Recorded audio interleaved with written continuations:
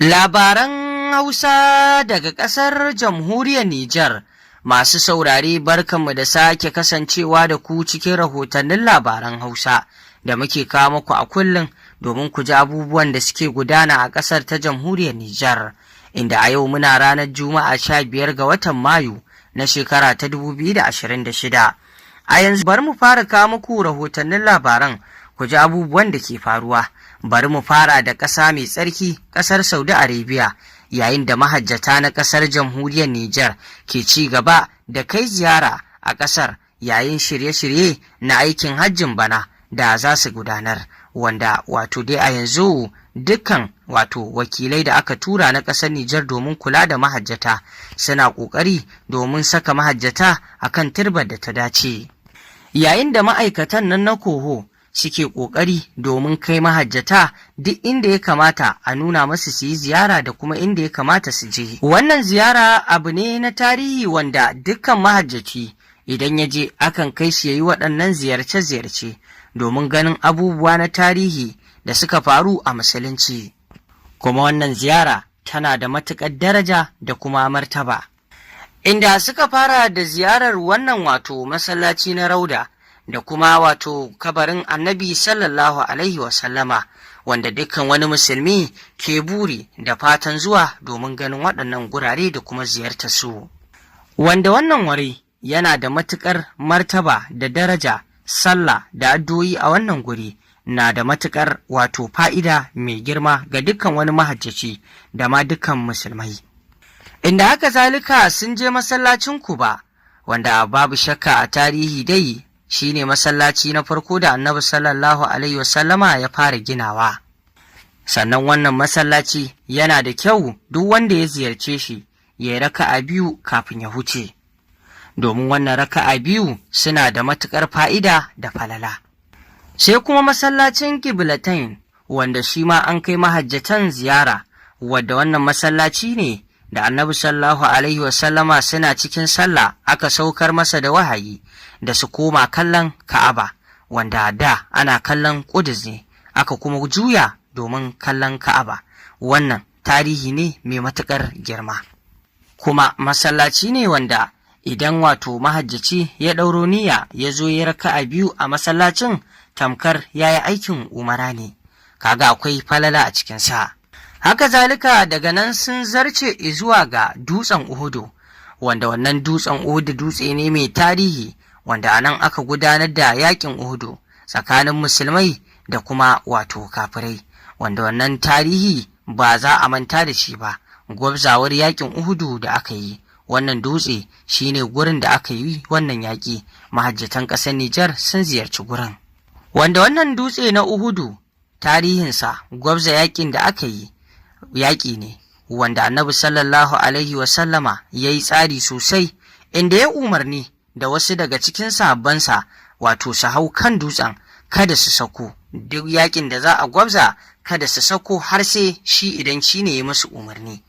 Nan fa ana cikin gwabza wannan yaƙi, wato dai musulmai na yin nasara, inda ƙarshe dai wato ganin ana yin nasara wasu na kwasar ganima na kan dutsen wato suka sako, ba su jira umarnin Annabi sallallahu alaihi wasallama ba.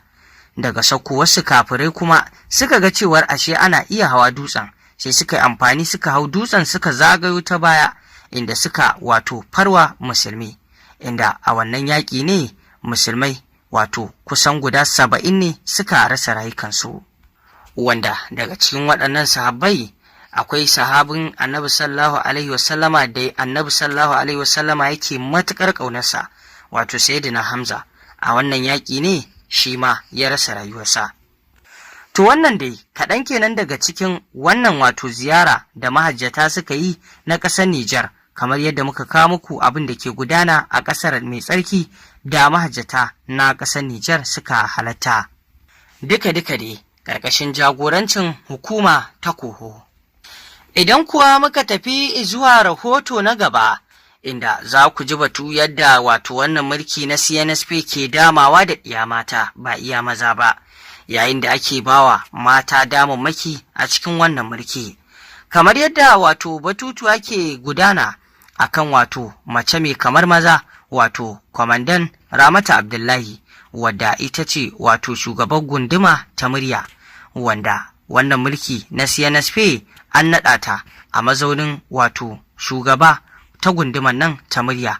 Wannan yana nuna cewa mace ce mai kamar maza, kuma mulkin CNSP ya ba da dama ga ɗiya mata ta dukkan wato fannoni na shugabanci, wanda babu shakka dai naɗa kwamandan Ramatu Abdullahi a mazaunin wato shugaba ta gundumar Murya ta kawo abubuwa na ci gaba da kuma ayyuka waɗanda wato take gudanar da su kai ka ce wato ba mace bace. Tana ƙoƙari wajen wato gudanar da ayyukanta a wannan gunduma da aka naɗa ta shugaba. Inda Ramatu Abdullahi ta kasance tun tana ƙarama, wato tana son wannan aikin soja, domin ta gada ne daga mahaifinta wanda tsohon sojan ƙasar jamhuriyar Nijar ne, kuma da ikon Allah burinta ya cika. A yanzu ga shi ita ce shugaba ta Murya, wanda wannan buri nata ya cika. Jarumar mace ce wadda take ɓangaren Garna Sanal, wanda babu shakka tarihi ba zai manta da ita ba. A yanzu dai a mazauninta ta firife ta wannan gunduma ta Murya, ana mata fatan alkhairi sosai bisa ƙoƙari da take yi. Tabbas ya kamata mata da yawa su koyi ga kwamandan Ramatu Abdullahi bisa irin yadda take aiki tukuru. Kuma babban abin mamaki, kwamandan Ramatu Abdullahi da aurenta da kuma 'ya'yanta, kuma tana gudanar da ayyukanta na gida ga kuma ayyukanta na wato ofishi, duka bata fasa yi ba. Wannan ba kowace mace ce za ta iya yi ba, face mace da take kamar maza. Da haka duk macen da take son ta yi koyi da ita, to fa sai ta tashi ta wato zage dantse. Haka zalika idan muka tafi zuwa rahoto na gaba, za ku ji cewa matan nan na ƙasar jamhuriyar Nijar na ci gaba da wayar da kai ga wato ɗiya mata na faɗin ƙasar Nijar, kama daga birni zuwa cikin karkara. Dudai a cikin sanin muhimmancin nan ta sallar ɗiya mata, wadda aka gudanar da salloli da addu'o'i bisa wannan ƙasa ta Nijar, domin tabbatar da wato tsaro ya tabbata, an yi addu'o'i domin Nijar ta samu zama lafiya.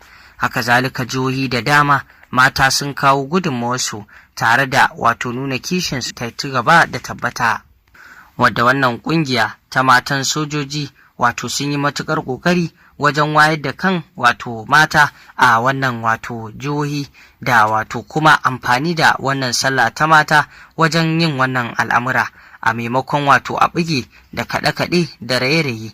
Ƙungiyar matan sojoji suka ga kamata yayi a zauna a wayar da kan mata, a yi addu'o'i ga ƙasa, a kuma kawo kishi ga ƙasa, shine abin da ya kamata, wanda sun yi amfani a wasu jihohin an tallafawa ɗiya mata, musamman ma masu yoyon fitsari, wanda aka kai tallafin kuɗaɗe da dai sauran abubuwan da suka aiwatar. Inda daga jihar Maraɗi cikin wannan sallah ta mata sun yi jerin gwano har zuwa ga wato ofishin gwamnan jihar ta Maraɗi, inda babu shakka da kankin kansa ya fita tarfi waɗannan wato masu jerin gwano tare da wato abokan aikinsa, inda babu shakka ya yi jawabi kan wato nuna kishin ƙasa da kuma tsayawa kai da fata wajen tabbatuwar tsaro, tare da wato kamawa da kishi domin tafiyar ƙasa sabuwa da aka ɗauko ta inganta. To masu saurare, ƙarshen rahotannin labaran kenan da muke tafi da shi a wannan rana ta yau. Ku ci gaba da bibiyar wannan rahotannin labarai da muke kawo muku daga ƙasar ta Nijar domin jin abubuwan da ke wakana. Ku dangwala mana alamar subscribing, sannan ku danna ƙararrawar sanarwa, domin haka ne zai ringa ba ku damar samun rahotannin labaranmu a koda yaushe. Mun gode.